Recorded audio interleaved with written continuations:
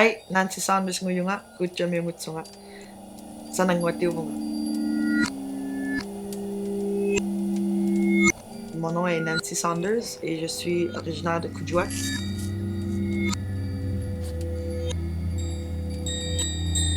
La chance que j'ai eue d'aller au musée McCord, j'étais très enthousiasmée, curieuse à savoir qu'est-ce qu'il y avait dans les tiroirs.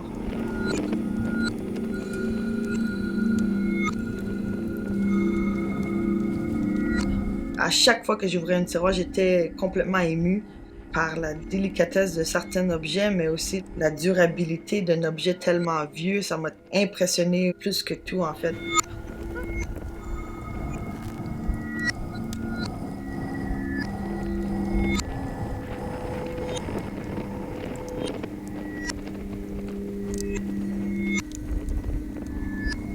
Non seulement que c'est des objets fonctionnels pour la survie de tous les jours, mais on prenait vraiment le temps d'embellir ces objets-là avec les petits motifs et les petits dessins.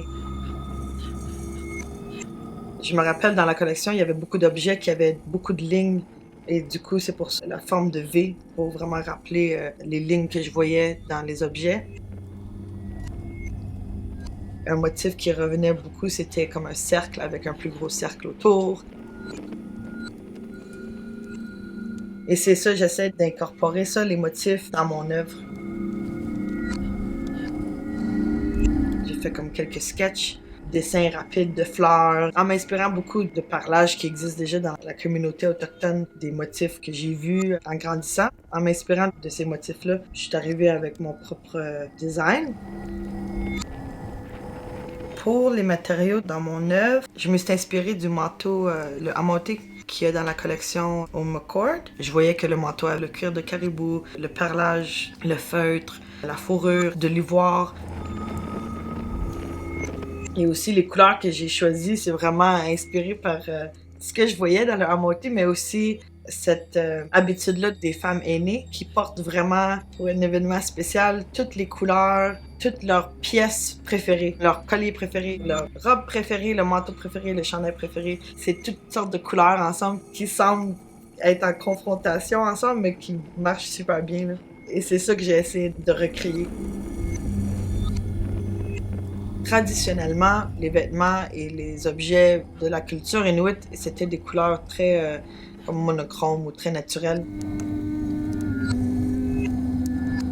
À l'époque, c'était la fourrure de phoque, la fourrure de caribou. Il n'y avait pas tant de couleurs. C'est vraiment à l'arrivée de la Hudson's Bay Company qu'on commençait à avoir le feutre, on commençait à avoir du canevas et on a commencé à inclure le perle et les couleurs dans nos vêtements.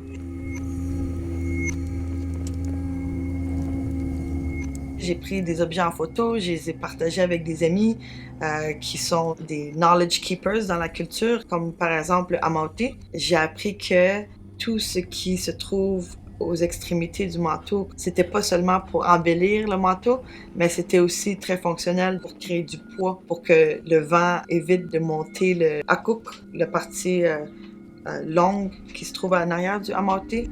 Ça m'a vraiment ouvert les yeux à la fonctionnalité versus comme la beauté et j'ai trouvé ça super intéressant. Je suis artiste multidisciplinaire. Je fais le dessin, la sculpture, j'aime beaucoup travailler avec le son, la peinture et tout.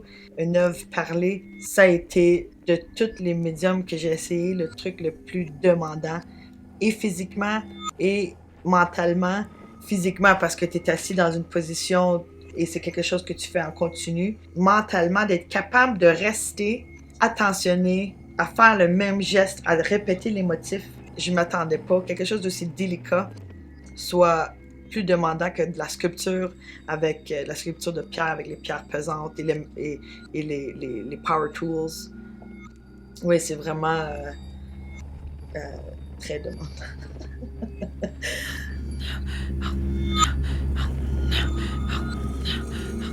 J'ai appris à perler quand j'étais enfant. J'ai beaucoup perlé avec ma grand-mère.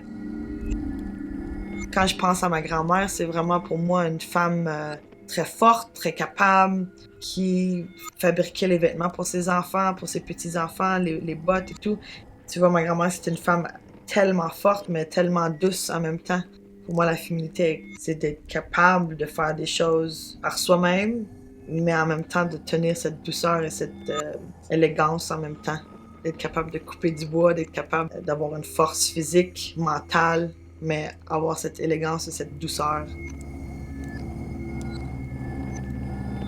Et c'est vraiment quelque chose que tu vois dans le parlage. Le parlage, la demande physique que ça prend, il faut avoir une certaine force de caractère et une détermination de vouloir terminer un projet avec autant de discipline. C'est une certaine force, mais le résultat est tellement délicat. Tu vois, il y a comme une élégance, mais la force derrière, on ne le voit pas. Et c'est ce que j'essaie de traduire en fait à travers mon œuvre.